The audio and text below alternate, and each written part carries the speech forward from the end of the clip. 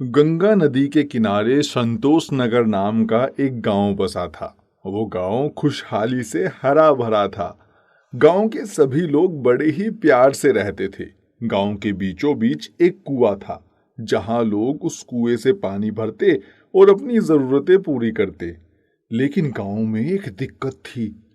सूरज ढलने के बाद कोई भी अपने घर से बाहर नहीं निकलता और ना ही उस कुएं से पानी लेकर आता, क्योंकि लोगों का मानना था कि उस रात के समय में कुएं के अंदर जो भूत रहता है वो बाहर निकलकर उन लोगों की जान ले लेता है और रात में कुएं का पानी जहरीला हो जाता है। गांव के सभी लोग इस बात को जानते थे कि अक्सर कुएं के अंदर भूत लोगों को उनके नाम से पुकारता है और जब लोग बाहर जाते हैं तो उन्हें मार देता है।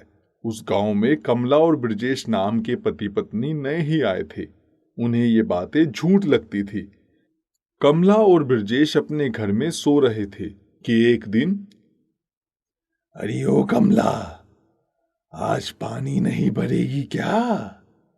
कमला ने जब अपने नाम की आवाज सुनी तो वो घर के बाहर आकर देखने गई। वहां उसे कोई नजर ही नहीं आया।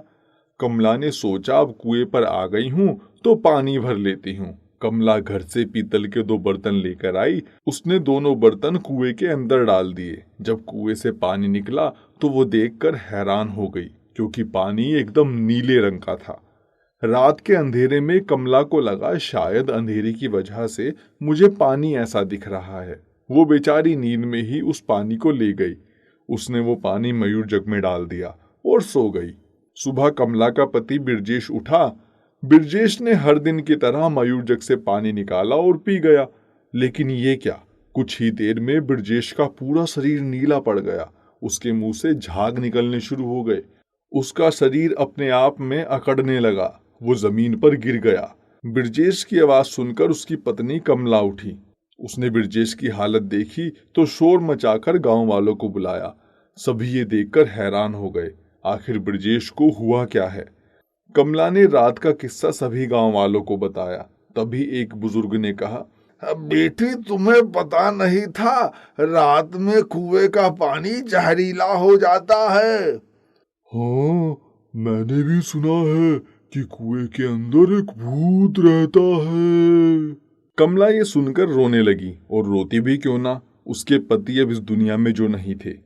कमला ने मन ही मन सोचा कि वो उस भूत से पूरे गांव को आजादी दिलाकर रहेगी।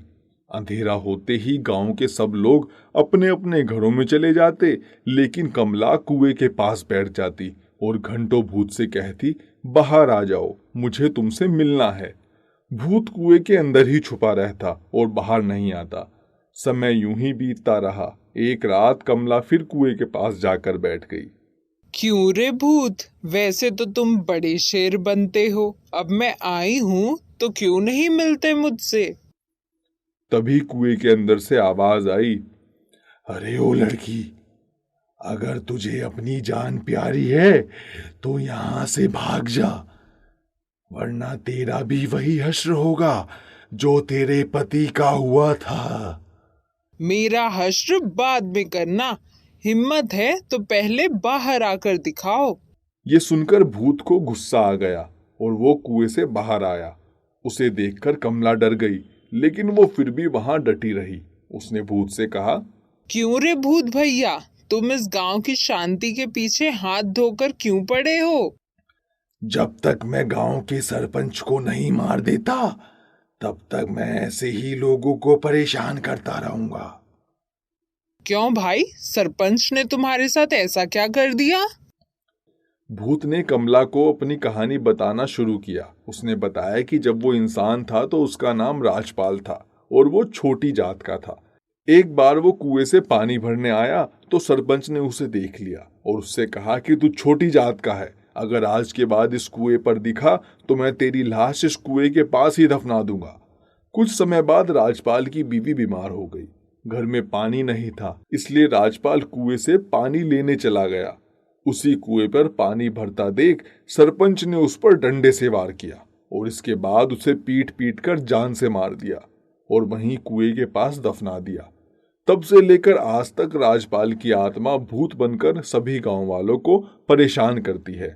कमला ने भूत की कहानी सुनी तो उसे बहुत बुरा लगा। उसने भूत से ये वादा किया कि वो सरपंच को उसके किए की सजा जरूर दिलाएगी, लेकिन भूत को उससे वादा करना होगा कि सरपंच को सजा मिलने के बाद वो हमेशा के लिए इस गांव को छोड़कर चला जाएगा। भूत ने भी हाँ में सर हिला दिया। अगले दिन कमला ने गांव के सभी लोगों को इकट्ठा किया।